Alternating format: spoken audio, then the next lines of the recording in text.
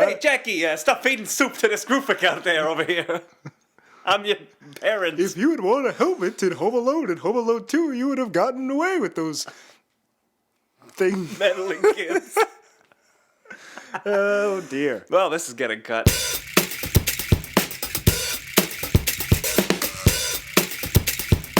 Worst Outtakes. ever. Hey, everybody, welcome to a We're very... doing spooky. I was going to do a very spooky... I thought you were going to go and start right off in spooky. I gotta ease it into them. Hey, You don't just everybody. fuck them right on. Hey, everybody. That's my spooky hey. Hey, everybody. We're recording this, right? So this will be in the deleted scenes. 29, the Halloween, 17, number 16. You didn't fart, did you? Just making sure. It's a running deleted scene gag now. I think I could say my farts were running. It's like, that's even worse. Farts are running. Better go catch them. Isn't that the Gotta catch them all. Fartamon? Yep. Terrible. Pika fart. No, we can do better than that. Pikachu. That's much better. Charmander. Fartmander. Oh, that's way bad. I was going to say, Squirtle. I don't know any other ones. I'm not a Pokemon guy. Bulbasaur-ass. It's not bad. All right, That's something. No offense, he was a great guest. And, Yeah, you agreed with him on everything. Yeah, so if yeah. he doesn't know shit, we neither had the do same you. taste in the episode. I don't know shit. Yeah.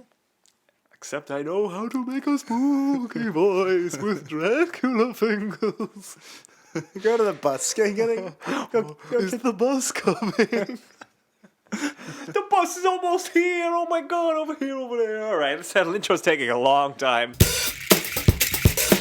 So the episode opens with them at a hotel or something, or just Patty and Selma's apartment, I guess. Yeah, they were at Patty and Selma's apartment. I noticed that the lamp had in the bedroom had all these suits on it: Diamond, Club, Okay. Heart, and what's the other one?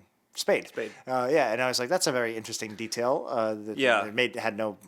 It just seems to be a lamp that the Patty and Selma would like. I was like, I like that. But anyway, I didn't notice that, but it's interesting you brought up like weird details because did you notice like they made a point of showing the book that Lisa was reading? No. And it was called Master of the Senate, which is apparently a book about Lyndon Johnson.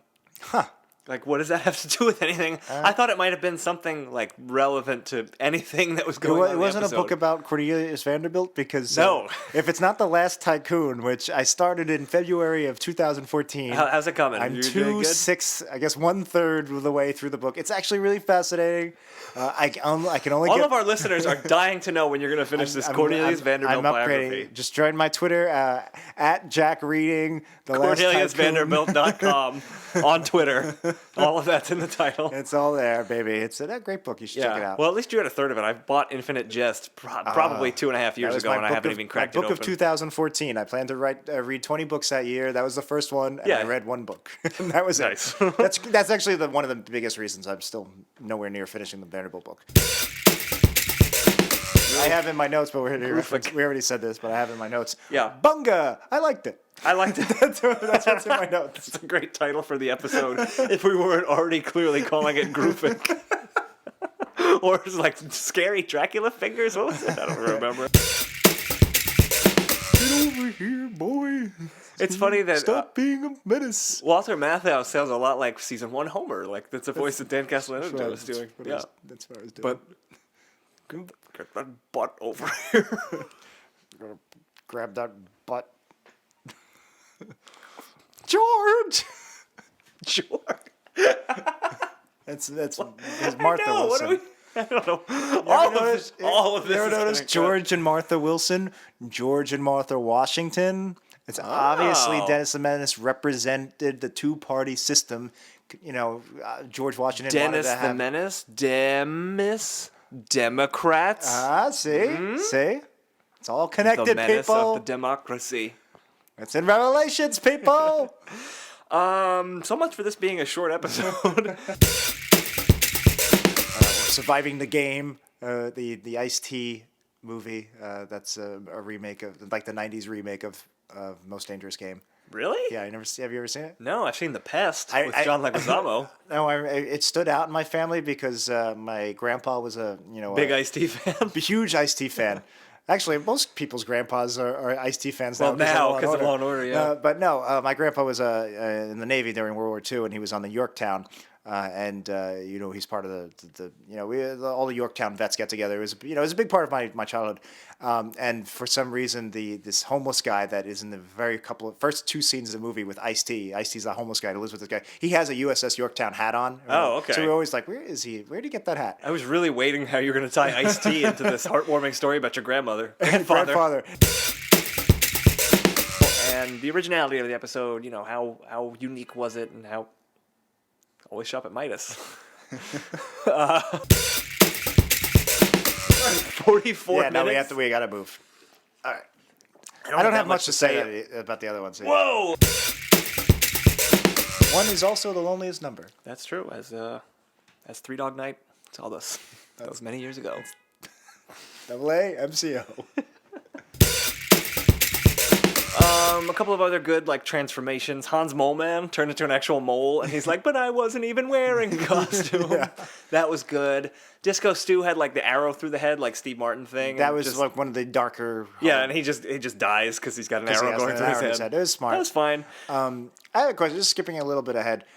So Flanders doesn't want to be a flower, and that was a fun animation too. Him as a giant and flower. Bumblebee Man as a bumblebee. So that's what I was gonna say. Was that Bumblebee Man? Oh yeah, definitely. Because he didn't. I was waiting for him to say something in Spanish. Yeah.